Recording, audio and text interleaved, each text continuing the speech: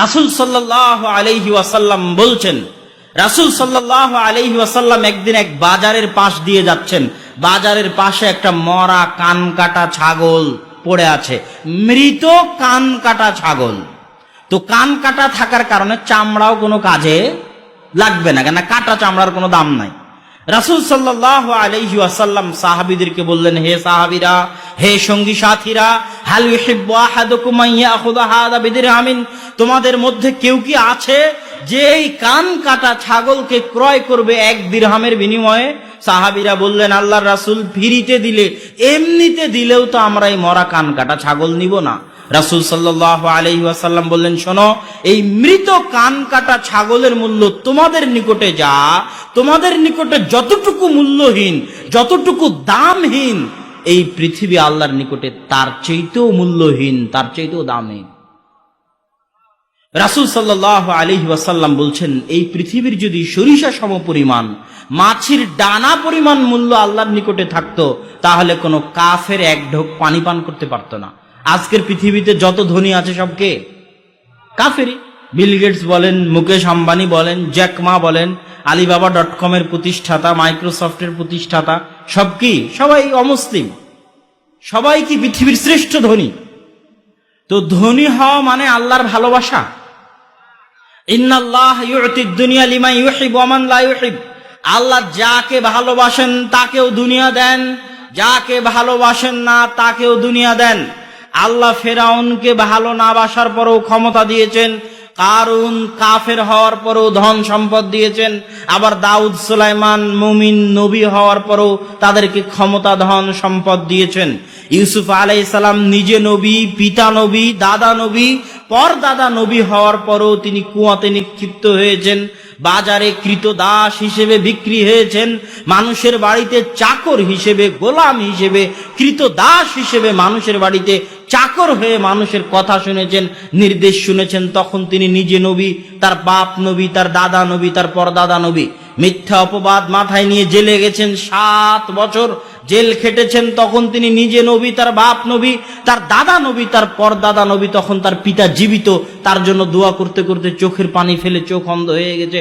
পিতা ইয়াকুবের তার জন্য দোয়া চলতেছে, আর তিনি মানুষের বাড়িতে গোলাম, তিনি বাজারে কৃতদাস, মানুষের বাড়িতে চাকর, মাথায় মিথ্যা অপবাদ, 7 বছর জেলে। তো আল্লাহ কি ইউসুফকে ভালোবাসেন না?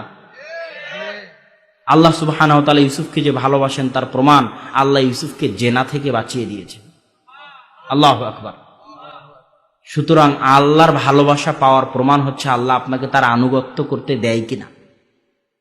আপনার জন্য এটাই সবচেয়ে বড় শাস্তি, এটাই সবচেয়ে বড় শাস্তি যে আল্লাহ আপনাকে তার অবাধ্যতায় লিপ্ত রেখেছে।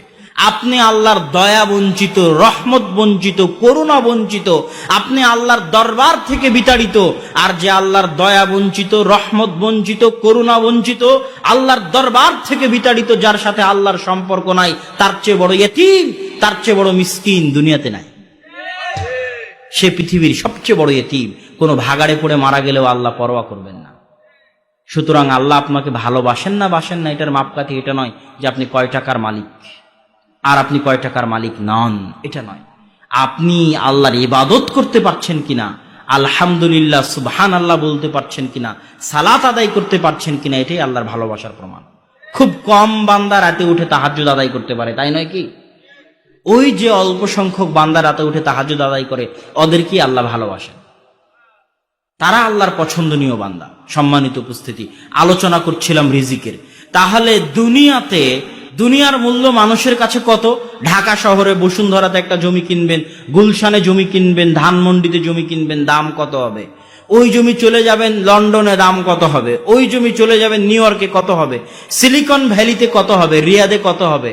পৃথিবীর বড় বড় রাজধানীগুলোতে কত হবে? হংকং এ কত হবে? চীনের রাজধানীতে কত হবে?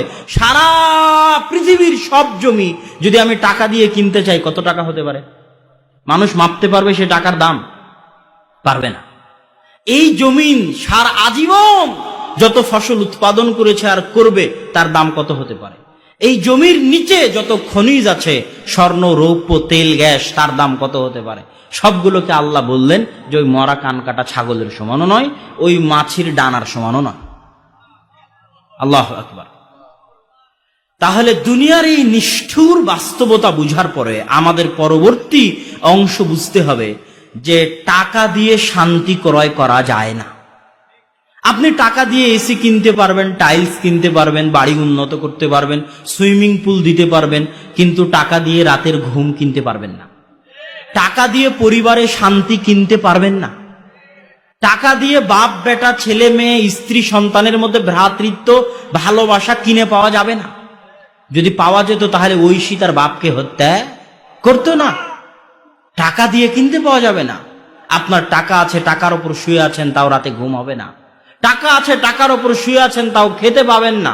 হাত প্যারালাইসিস, ডায়াবেটিস, বিভিন্ন সমস্যা, খাবার পাবেন না, অথচ টাকা আছে। আর ওই দিনাজপুর, রংপুর, কুড়িগ্রাম, লালমনিরহাট, ঠাকুরগাঁ, পঞ্চগড়ের এক বৃদ্ধ পান্তা ভাত দিয়ে যদি রাত্রেবেলা ঘুমায়, তাও আর শান্তিতে ঘুম হবে। এর পরের যেটা পরবর্তী পয়েন্ট, সেটা হচ্ছে রিজিক। আমরা বুঝলাম রিজিক কার হাতে? আমাদের হাতে না আল্লাহ সুবহানাহু ওয়া তাআলার হাতে? এটাকে আমরা মন থেকে বিশ্বাস করি না মুখ দিয়ে স্বীকার করি? এটাই সবচেয়ে বড় পৃথিবীর পরীক্ষা। বলছি মন থেকে, কিন্তু সত্যি মন থেকে কিনা এর পরীক্ষা দিতে হবে। আল্লাহ সুবহানাহু ওয়া তাআলা কোরআনে বলছেন, ওয়ামা মিন দাব্বাতিন ফিল আরদি ইল্লা আলাল্লাহি রিজকুহা। জমিনে চলে এমন কোন প্রাণী, এমন কোন জীবজন্তু, পোকামাকড়, মশা মাছি, মানুষ জিন নাই যাদের রিজিকের দায়িত্ব আমি আল্লাহ বহন করি না। জমিনে যত কিছু আছে সবকিছু রিজিকের দায়িত্ব কার? আল্লাহ সুবহানাহু ওয়া তাআলা। আল্লাহ সুবহানাহু ওয়া তাআলা হাদিসে কুদসি, আল্লাহর রাসূল বলছেন, আল্লাহ বলেন, ইয়া বানি আদম, হে আদমের সন্তানেরা শোনো, কুল্লুকুম জায়ে', তোমরা সবাই ক্ষুধার্ত। আজকে যারা উপস্থিত সবাই ক্ষুধার্ত, মঞ্চে যারা উপস্থিত সবাই ক্ষুধার্ত, সারা পৃথিবীর কোটি কোটি মানুষ ক্ষুধার্ত। ইল্লা মান আত'আমতুহু, রাতে খেতে পেয়েছে সেই যাকে আল্লাহ আমি খেতে দিয়েছি। এটা আল্লাহর ঘোষণা, হাদিসে কুদসি। আল্লাহ স্পষ্ট ভাষায় বলছে সবাই ক্ষুধার্ত, খেতে পায় ও যাকে আল্লাহ আমি খেতে দিই। ফাস্তাতিমুনি, পরের বাক্য শুনেন, ফাস্তাতিমুনি উতইমুকুম, অতএব খাদ্য চাও আমার নিকটে, রিজিক চাও আমার নিকটে, আমি আল্লাহ রিজিক দিব। শুধু তাই নয়, শোনো হে আদমের সন্তানেরা, লাউ আন্না আউওয়ালাকুম ওয়া আখিরাকুম ওয়া ইনসাকুম ওয়া জিন্নাকুম, যদি তোমাদের পৃথিবীর শুরু আদম থেকে নিয়ে পৃথিবীর শেষ কিয়ামত পর্যন্ত সকল মানুষ, সকল জিন এক খোলা মাঠে একসাথে একত্রিত হয়, ফাসালু মাসআলাতাহুম, সবাই যার যা চাওয়ার আছে একসাথে চায়, আদম থেকে নিয়ে কিয়ামত পর্যন্ত লাখো কোটি মানুষ, লাখো কোটি জিন এক মাঠে জমা হয়ে আল্লাহর নিকটে একসাথে চাইবে, আল্লাহ আমার এত বিঘা জমি দরকার, এত কোটি টাকা দরকার, যার যা চাওয়ার আল্লাহ একসাথে দিয়ে দিবেন। তারপরেও মা নাকাসা মিম্মা ইনদি, একসাথে এত মানুষের সকল চাওয়া পূরণ করার পরেও আমি আল্লাহ আমার নিকটে যে ধন ভাণ্ডার আছে সেখান থেকে অতটুকুও কমতি হবে না। একটা সুই সমুদ্রে ডুবানোর পরে উঠালে ওই সুঁয়ের সাথে লেগে থাকা পানির কারণে সমুদ্রের পানিতে যতটুকু কমতি সৃষ্টি হয়, আদম থেকে নিয়ে কিয়ামত পর্যন্ত এত মানুষ, এত জিনকে এক মাঠে একসাথে সকলের সকল চাওয়া একবারে পূর্ণ করার পরও আমার ধন ভাণ্ডারে অতটুকু কমতি সৃষ্টি হবে না।